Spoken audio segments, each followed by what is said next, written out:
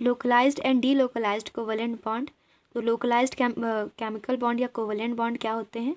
Bonds in which the overlapping orbitals are almost in fixed position are called localised bond. वो bonds जिसमें overlapping जो orbitals होती हैं वो फिक्स्ड पोजीशन में होती हैं, उनको लोकलाइज्ड बॉन्ड कहते हैं। मतलब बॉन्ड में अगर ऑर्बिटल्स हैं, जो ऑर्बिटल्स हैं वो अपनी फिक्स्ड पोजीशन में हैं, तो उसे हम लोकलाइज्ड बॉन्ड बोलेंगे।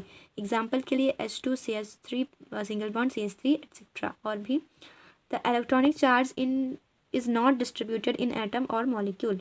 लोकलाइज्ड में क्या होता है, जो इलेक्ट्रॉनिक चार्ज होता है वो डिवाइड नहीं होता है एटम और मॉलिक्यूल में, मतलब उन पर कोई चार्ज नहीं लगता है। They are normal sigma bond pi bonds. या तो वो नॉर्मल बॉन्ड्स होंगे लोकलाइज्ड में, और या तो पाई बॉन्ड्स होंगे, और या तो वो लोन पेयर ऑफ इलेक्ट्रॉन्स होंगे जो कि एक सिंगल एटम में एग्जिस्ट करेंगे, that exist on a single atom. Methane में देखिए, मीथेन का स्ट्रक्चर, इथिलीन का स्ट्रक्चर एंड मेथनॉल का स्ट्रक्चर, ये सब लोकलाइज्ड केमिकल बॉन्ड या लोकलाइज्ड बॉन्ड में के एग्जांपल्स हैं। अब डीलोकलाइज्ड केमिकल बॉन्ड क्या होता है, उसी का अपोजिट होगा। The bond in which overlapping orbitals are not in fixed position between two atoms are called delocalised chemical bond. वो बॉन्ड जिसमें जो ओवरलैपिंग ऑर्बिटल्स हैं वो फिक्स्ड पोजीशन पे ना हो, वो डीलोकलाइज्ड केमिकल बॉन्ड कहलाएंगे या डीलोकलाइज्ड कोवलेंट बॉन्ड कहलाएंगे। एग्जाम्पल के लिए 1,3-ब्यूटाडाइईन, तो ये एग्जाम्पल है। इसमें देखिए ये मल्टीपल बॉन्ड्स हैं, ये बॉन्ड शिफ्ट होते रहते हैं, टू डीलोकलाइज्ड पाई बॉन्ड्स हैं, तो यहाँ पे डीलोकलाइजेशन होगा, इसी को हम डीलोकलाइज्ड केमिकल बॉन्ड बोलेंगे।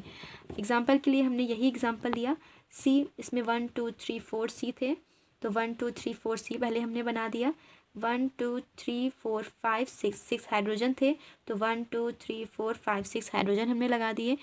अब ये जो पाई बॉन्ड था उसको हमने ऐसे ओवरलैपिंग करके दिखाया है, यहाँ पे पाई बॉन्ड है एंड यहाँ पे पाई बॉन्ड है, ये सारे सिग्मा बॉन्ड है, तो ये इसका स्ट्रक्चर बन गया। ये जो दो स्ट्रिप्स दिख रही हैं ये डीलोकलाइज्ड पाई बॉन्ड को एक्सप्रेस कर रही हैं, ये बता रही हैं कि यहाँ पे डीलोकलाइजेशन हो रहा है।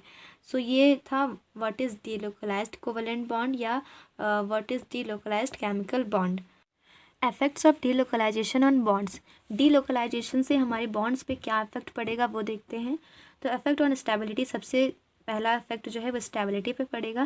Due to delocalisation of bond leads to decrease in system in energy of system and hence stability increases. डीलोकलाइजेशन से स्टेबिलिटी जो होती है बॉन्ड की वो बढ़ जाती है। अब इफेक्ट ऑन बॉन्ड लेंथ पे कौन सा इफेक्ट पड़ेगा? It changes the normal value of bond length in the single double and triple bond. जो नॉर्मल बॉन्ड लेंथ होती है single, triple and double bond की, उसमें ये चेंज कर देता है। डीलोकलाइजेशन जो होता है वो चेंजेस ले आते हैं। फिर movement of electron can freely move due to delocalisation. Delocalisation में जो इलेक्ट्रॉन्स होते हैं वो फ्रीली मूव करते हैं। सो ये था टॉपिक व्हाट इज़ डीलोकलाइजेशन और लोकलाइजेशन केमिकल बॉन्ड, डीलोकलाइज्ड और लोकलाइज्ड केमिकल बॉन्ड। अगर वीडियो हेल्पफुल हो then subscribe my channel and press the like button.